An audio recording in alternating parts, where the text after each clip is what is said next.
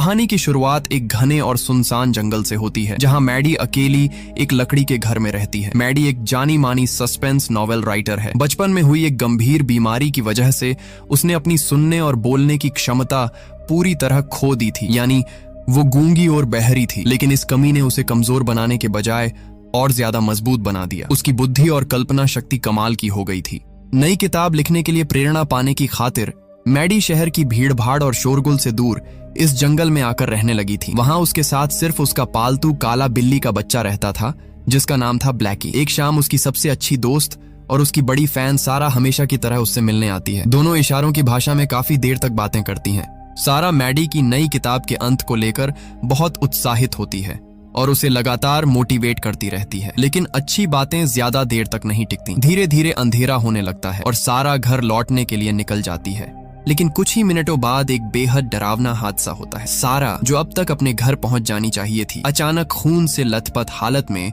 वापस मैडी के घर के पीछे वाले दरवाजे तक भाग कर आती है। वह बुरी तरह डरी हुई होती है, पूरी ताकत से कांच के दरवाजे को पीटते हुए मदद के लिए चिल्ला रही होती है। लेकिन मैडी की पीठ दरवाजे की तरफ होती है और वह कुछ भी सुन नहीं सकती। इसलिए वह आराम से अपना काम करती रहती है और उसे पीछे हो रही इस भयावह घटना का बिल्कुल अंदाजा नहीं होता।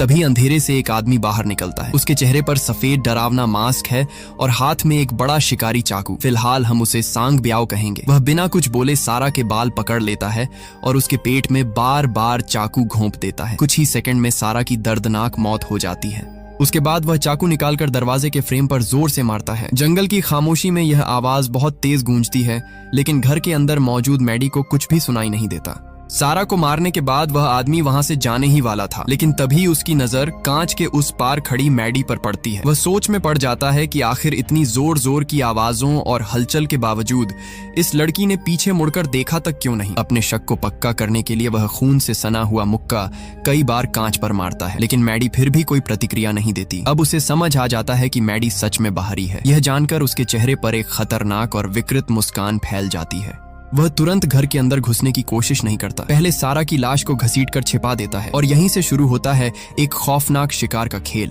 इसके बाद मैडी वापस अपने कंप्यूटर के सामने बैठ जाती है और अपनी किताब का अंत लिखने में लग जाती है। तभी वह आदमी चुपचाप पीछे का खुला दरवाजा खोलकर घर के अंदर घुस आता है। वह बिना कोई आवाज किए मैडी के पीछे खड़ा हो जाता है। दोनों के बीच मुश्किल से आधा मीटर का फासला होता है। वह जानबूझकर अपने चाकू को धातु की कुर्सी से रगड़ता है ताकि तेज आवाज निकले, लेकिन मैडी को उसका कोई एहसास नहीं होता।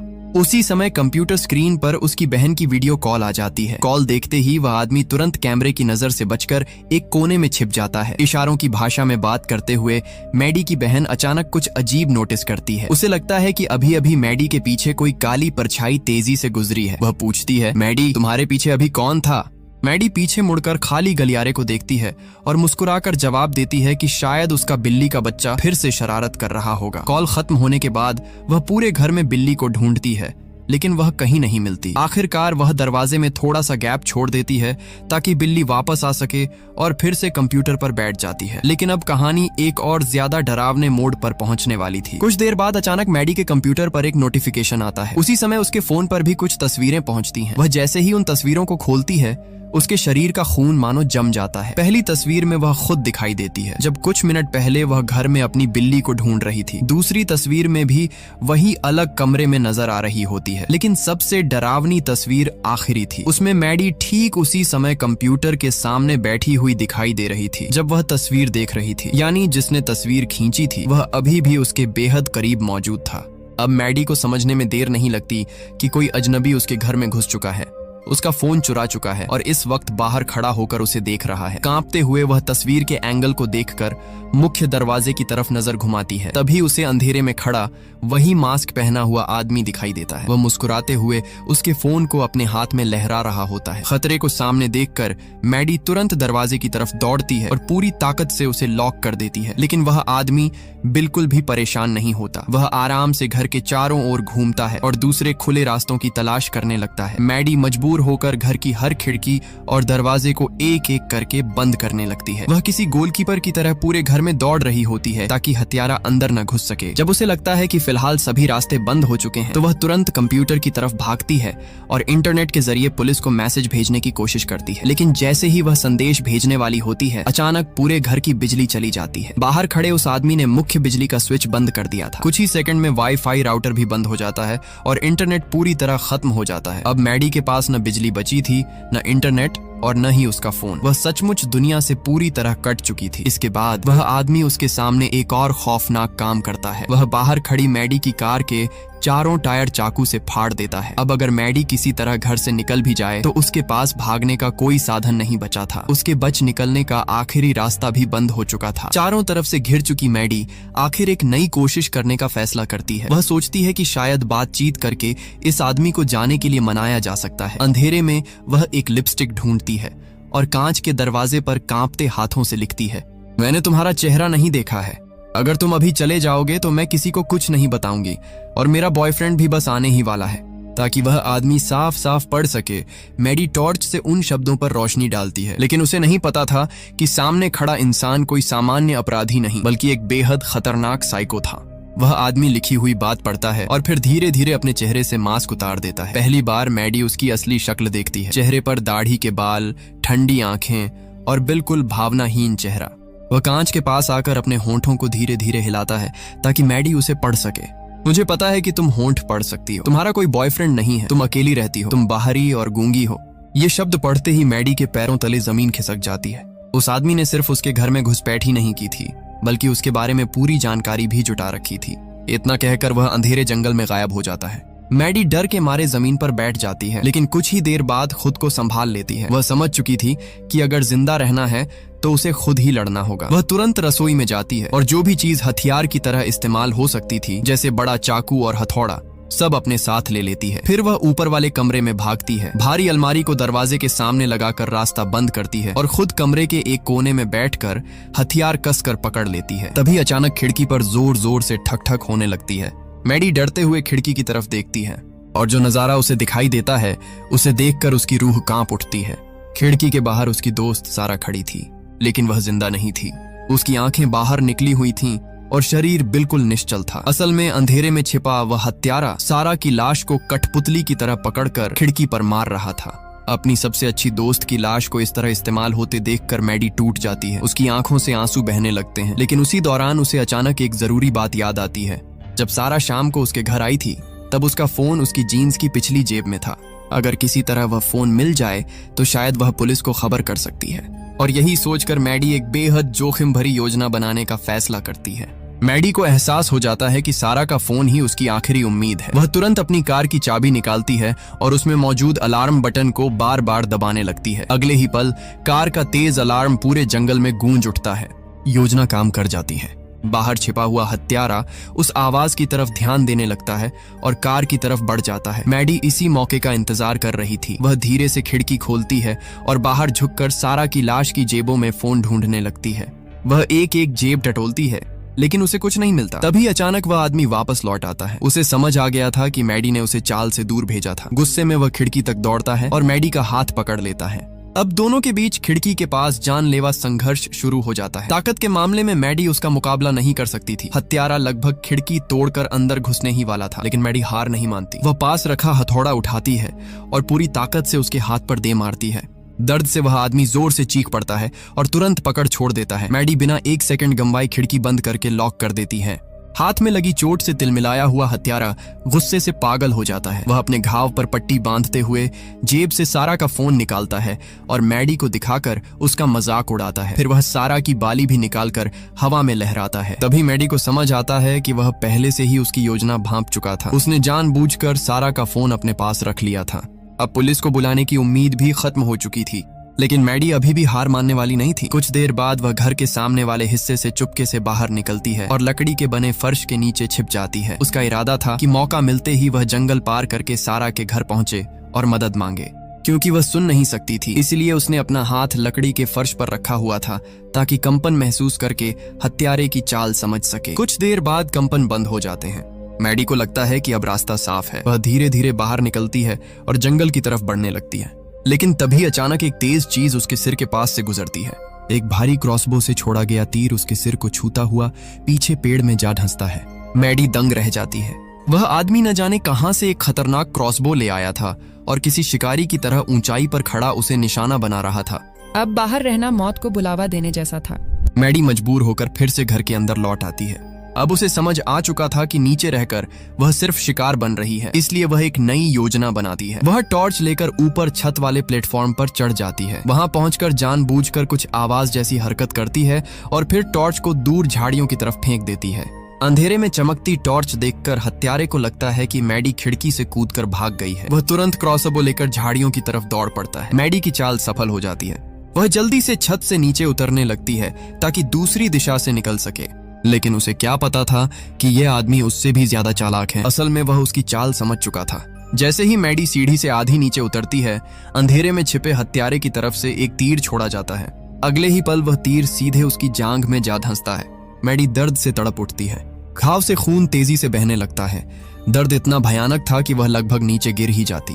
दूसरी तरफ हत्यारा बेहद खुश नजर आता है। ऐसा लग रहा था जैसे वह मैडी को मारना नहीं बल्कि उसके डर और दर्द का आनंद लेना चाहता हो। अब वह तेजी से सीढ़ी चढ़कर ऊपर आने लगता है ताकि इस बार काम हमेशा के लिए खत्म कर सके। लेकिन इसी पल मैडी अपनी जिंदगी की सबसे बहादुर चाल चलती है। जैसे ही वह आदमी ऊपर पहुंचता है, मैडी अचानक पूरी ताकत से उस पर टूट पड़ती है। वह उसके हाथ से क्रॉसबो छीन लेती है और जोरदार लात मारकर उसे दूसरी मंजिल से नीचे गिरा देती है। हथियारा नीचे जमीन पर बुरी तरह गिरता है। मैडी सोचती है कि अब उसी के हथियार से उसे खत्म कर दिया जाए, लेकिन उसकी जांघ बुरी तरह घायल हो चुकी थी। भारी क्रॉसबो को खींचने की ताकत उसमें नहीं बची थी। वह कोशिश करती है लेकिन सफल नहीं होती। उधर कुछ ही पलों बाद वह आदमी फिर से लड़खड़ाते हुए खड़ा हो जाता है। अब मैडी के पास पीछे हटने के अलावा कोई रास्ता नहीं बचता। वह वापस घर के अंदर भागती है और बाथरूम में जाकर अपने घाव का इलाज करने लगती है। लेकिन उसे नहीं पता था कि अब कहानी एक ऐसे मोड़ पर पहुंचने वाली है जो सब कुछ बदल देगा। इसी बीच कहानी में एक बड़ा मोड़ आता है। सारा का बॉयफ्रेंड जॉन काफी देर तक उसका इंतजार करता रहता है, लेकिन जब वह घर नहीं लौटती तो उसे चिंता होने लगती है। आखिरकार वह उसे ढूंढते ढूंढते मैडी के घर तक पहुंच जाता है। बाहर खड़े होकर वह कई बार आवाज लगाता है, लेकिन मैडी तो सुन ही नहीं सकती थी, इसलिए उसे जॉन के आने का बिल्कुल भी पता नहीं चलता। तभी जॉन की नजर कांच के दरवाजे पर लिपस्टिक से लिखे हुए उस संदेश पर पड़ती है।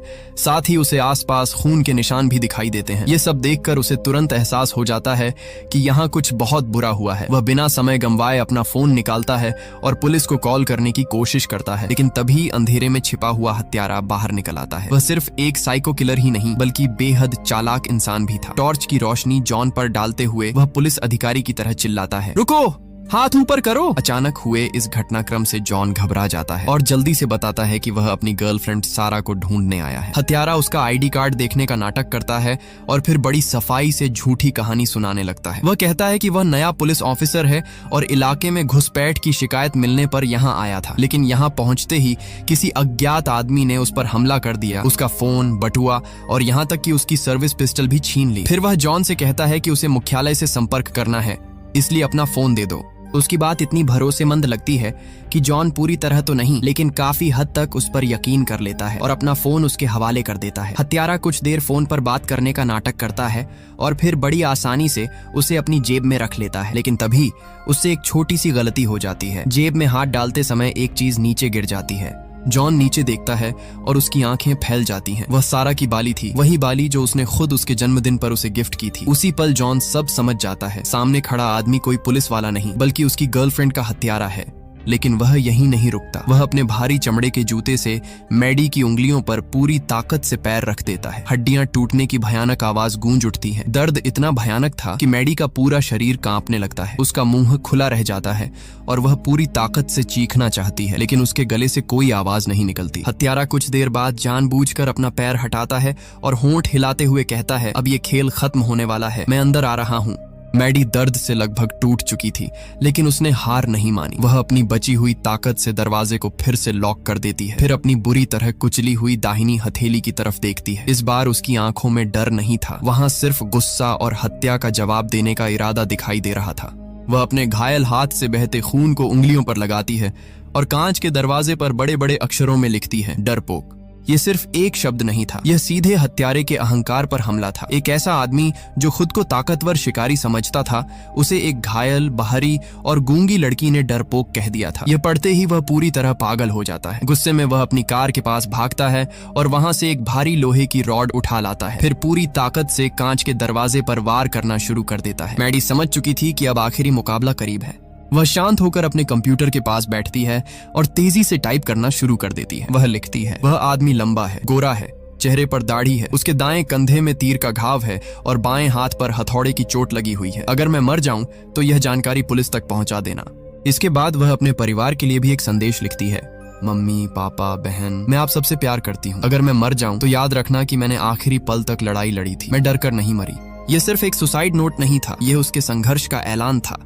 संदेश लिखने के बाद मैडी एक तेज फल काटने वाला चाकू उठाती है और घर के बाथरूम में जाकर छिप जाती है। उसे पता था कि उसकी हालत अब सीधी लड़ाई लड़ने लायक नहीं रही। उसकी जांघ में तीर लगा था, हाथ टूट चुका था और काफी खून भी बह चुका था। इसलिए वह जगह का फायदा उठाकर घात लगाने का फैसला करती है। लेकिन हत्यारा भी कम चालाक नहीं था। वह मुख्य दरवाजे से अंदर आने के बजाय घर के दूसरे हिस्से से चढ़कर ऊपर वाली खिड़की से अंदर घुस जाता है। फिर बिना कोई आवाज किए धीरे धीरे बाथरूम तक पहुंच जाता है। मैडी का पूरा ध्यान बाथरूम के दरवाजे पर था। क्योंकि वह सुन नहीं सकती थी, इसलिए उसे जरा भी अंदाजा नहीं था कि मौत उसके ठीक पीछे खड़ी है। हत्यारा चुपचाप बाथटब के अंदर खड़ा होकर उसे देखने लगता है। उसके चेहरे पर जीत की मुस्कान फैल जाती है। उसे लगता है कि अब खेल खत्म हो चुका है। वह धीरे धीरे झुकता है और मैडी की गर्दन के पास गर्म सांस छोड़ता है। लेकिन अगले ही पल कुछ ऐसा होता है जिसकी उसे उम्मीद नहीं थी। जैसे ही गर्म हवा मैडी की गर्दन से टकराती है, उसका शरीर तुरंत खतरा महसूस कर लेता है। बिना एक पल गंवाए वह नीचे झुककर पलटती है और हाथ में पकड़ा चाकू पूरी ताकत से हत्यारे के घुटने में घोंप देती है। चाकू सीधे उसकी घुटने की हड्डी के पास धंस जाता है। दर्द से वह जोरदार चीख मारता है। मैडी इस मौके का फायदा उठाकर बाथरूम से बाहर निकलती है और लंगड़ाते हुए लिविंग रूम की तरफ भागने लगती है। लेकिन अब उसका शरीर जवाब देने लगा था। जांघ का घाव, टूटा हुआ हाथ और लगातार बहता खून उसकी ताकत खत्म कर चुका था। वह कुछ कदम ही दौड़ पाती है कि अचानक उसके पैर जवाब दे देते हैं। वह जोर से फर्श पर गिर पड़ती है। उसकी नजर धुंधली होने लगती है। दूसरी तरफ घायल होने के बावजूद हत्यारा फिर से उठ खड़ा होता है और लंगड़ाता हुआ उसकी तरफ बढ़ने लगता है। अब उसे लगता है कि आखिरकार वह इस लड़की को खत्म कर देगा। फर्श पर गिरी मैडी की हालत बेहद खराब हो चुकी थी। उसकी जांघ में तीर का गहरा घाव था, हाथ की उंगलियां बुरी तरह टूट चुकी थीं और लगातार खून बहने की वजह से उसका शरीर जवाब देता जा रहा था। उसकी आंखों के सामने सब कुछ धुंधला होने लगा था। दूसरी तरफ घायल हत्यारा लंगड़ाता हुआ उसकी तरफ बढ़ रहा था। उसकी आंखों में सिर्फ नफरत और हत्या की प्यास दिखाई दे रही थी। वह अपने हाथ में चाकू उठाता है और मैडी को खत्म करने के लिए आखिरी वार करने की तैयारी करता है। लेकिन ठीक उसी पल मैडी की नजर रसोई के पास रखे एक बड़े कीटनाशक स्प्रे पर पड़ती है। अपनी बची हुई सारी ताकत जुटाकर वह उसे उठाती है और सीधे हत्यारे के चेहरे पर स्प्रे करना शुरू कर देती है। तेज केमिकल उसकी आंखों में भर जाता है। दर्द और जलन से वह तड़प उठता है। उसके हाथ से चाकू छूट जाता है और वह अपनी आंखें पकड़कर जमीन पर गिर पड़ता है।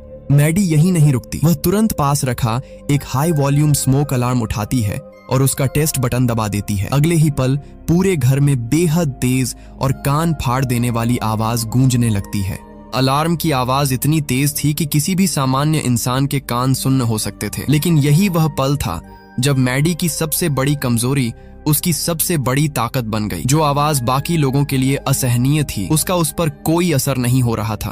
फिर भी हत्यारा शारीरिक रूप से उससे कहीं ज्यादा ताकतवर था। दर्द और शोर के बावजूद वह अचानक मैडी पर झपट पड़ता है और उसे जमीन पर दबा देता है। अगले ही पल उसके दोनों हाथ मैडी की गर्दन पर कस जाते हैं। वह पूरी ताकत से उसका गला दबाने लगता है। मैडी छूटने की कोशिश करती है, लेकिन उसकी ताकत बहुत कम हो चुकी थी। धीरे धीरे उसके शरीर से ऑक्सीजन खत्म होने लगती है। उसकी आंखों के सामने अंधेरा छाने लगता है। उसी दौरान उसके दिमाग में कई तस्वीरें घूमने लगती हैं। उसे अपने माता पिता की मुस्कान याद आती है, अपनी बहन के साथ बिताए पल याद आते हैं, सारा की दोस्ती याद आती है और जॉन की कुर्बानी भी। लेकिन मरने से ठीक पहले उसके अंदर जीने की आखिरी चाह फिर जाग उठती है। संघर्ष करते हुए उसकी उंगलियां किसी ठंडी धातु की चीज से टकराती हैं। वह एक मेटल का वाइन ओपनर था, जिसे शाम को वाइन की बोतल खोलने के लिए इस्तेमाल किया गया था। मैडी अपनी बची हुई सारी ताकत एक जगह इकट्ठा करती है। फिर बिना एक सेकंड गंवाए उस वाइन ओपनर को उठाकर सीधे हत्यारे की गर्दन में घोंप देती है। नुकीला धातु का हिस्सा उसकी गर्दन की मुख्य नस में धंस जाता है। अगले ही पल खून तेज दबाव के साथ बाहर निकलने लगता है। हत्यारे की आंखें फैल जाती हैं। उसे यकीन ही नहीं होता कि जिस लड़की को वह पूरी रात कमजोर समझता रहा वही उसकी मौत का कारण बनने वाली है। उसके हाथ धीरे धीरे मैडी की गर्दन से ढीले पड़ने लगते हैं। कुछ ही पलों बाद उसका शरीर पूरी तरह निढाल होकर जमीन पर गिर जाता है। आखिरकार वह साइको किलर जो लोगों को मारने में मजा लेता था, एक ऐसी लड़की के हाथों मारा जाता है जिसे वह सबसे कमजोर समझ रहा था।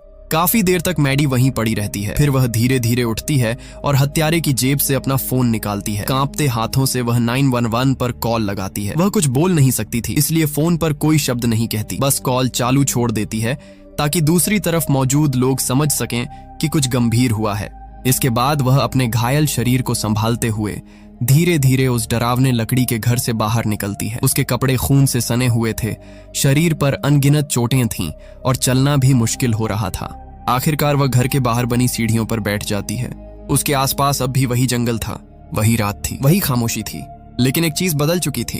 अब उस खामोशी में डर नहीं था, अब वहां सिर्फ सुकून था। जिंदा बच जाने का सुकून, अपने लिए लड़ने का गर्व और यह एहसास कि चाहे हालात कितने भी बुरे क्यों ना हो, इंसान आखिरी सांस तक लड़ सकता है। फिल्म के अंत में यही संदेश सबसे ज्यादा असर छोड़ता है। जब दुनिया आपको कमजोर समझे, जब हर रास्ता बंद नजर आए और जब सामने सिर्फ अंधेरा दिखाई दे, तब भी हार मान लेना जरूरी नहीं होता। मैडी ने आखिरी पल तक लड़ाई लड़ी और इसी वजह से वह जिंदा बच पाई। यही वजह है कि यह फिल्म आज भी सबसे बेहतरीन सर्वाइवल थ्रिलर फिल्मों में गिनी जाती है।